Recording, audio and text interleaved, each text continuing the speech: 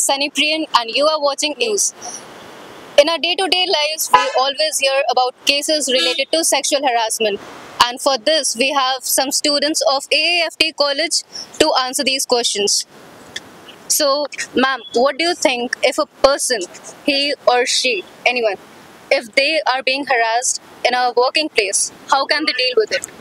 I think the first step they should take is warn them, and even after warning, they continuously repeat the same thing for second time or for the third time. There should be a complaint generated on them. This is how they can deal with it, because taking such people out of their workplace is really important, because today it's you, next it will be someone else. You should even think of other girls apart to you. So yeah, he or she could warn someone and definitely should report to the higher authorities. So what's your point of view? As in my point of view on this topic is, it's a pretty sensitive topic to be, to make any point on this. The person who is in that situation should be, firstly more of a kind of start responding to that situation, so that the situation isn't get that worse for that person. So उस बंदे के लिए सबसे पहले यही ज़रूरी होगा कि रिस्पॉन्ड करेगा तो वो इस सिचुएशन से बहुत सही तरीके से डील करे और वहाँ से बचे. वहाँ से बचना उस वक्त पे सबसे मेन प्रायोरिटी है. The main point in that situation should be कि वो सिचुएशन ट्रॉमेटिक ना बने उस पर्सन के लिए. उस पॉइंट के बाद the person should meet to their more powerful people in that place और इन दैट स्पेस. उस बंदे को पुलिस स्टेशंस एंड ऑल, अगर जो सस्पेक्ट है वो अगर शी इज़ फीमेल तो वुमेन हेल्पलाइन नंबर, और एनी केस पुलिस. तो बस मेन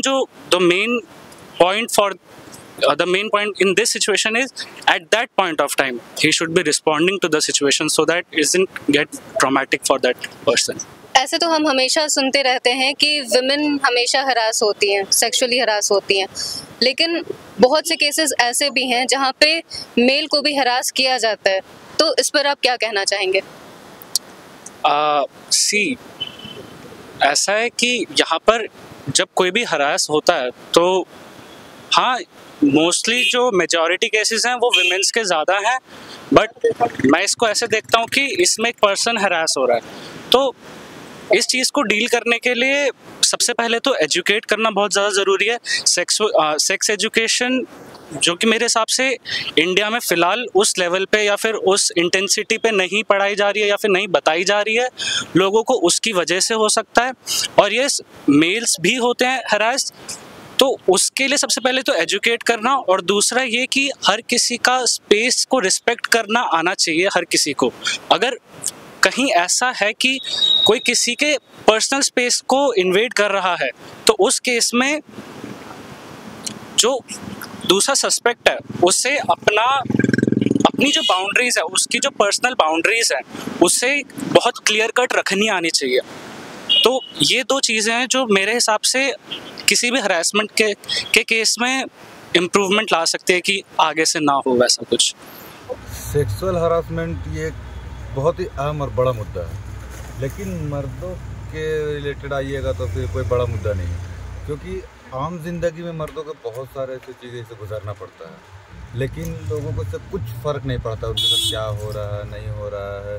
जैसे कुछ भी 4 लड़की मिलके एक लड़का को हरास कर रही है, अगर वो पुलिस के पास कंप्लेन करता है, वो कंप्लेन करने जाएगा तो पुलिस भी मजाक करेंगे कि लड़का होकर तुम्हारे साथ कैसे हो सकता है, क्या होता है. अरे क्यों नहीं हो सकता, एकदम हो सकता है. हम भी इंसान हैं, हमारे पास भी बहुत चीज़ खोने को है.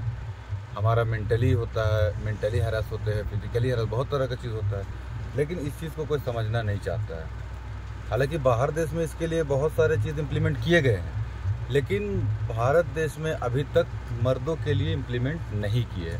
अगर कहीं पर मर्द अगर हैरेस भी हो रहा है, सेक्सुअली हैरेस भी हो रहा है, तो वहाँ पर जो है विक्टिम वो मर्द ही रहेगा.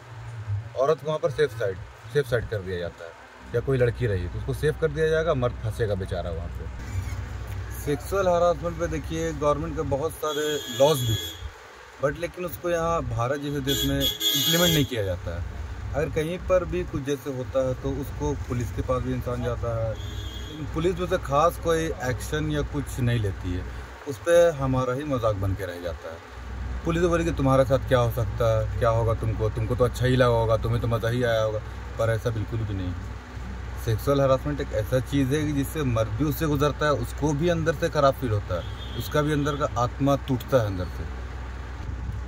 जैसे कि सेक्सुअल हरासमेंट का एग्जांपल मैं देना चाहूँगा, जैसे कि बस, ट्रेन या फिर मेट्रो, कहीं पर भी 4 लड़की है वहाँ पर और एक लड़का है।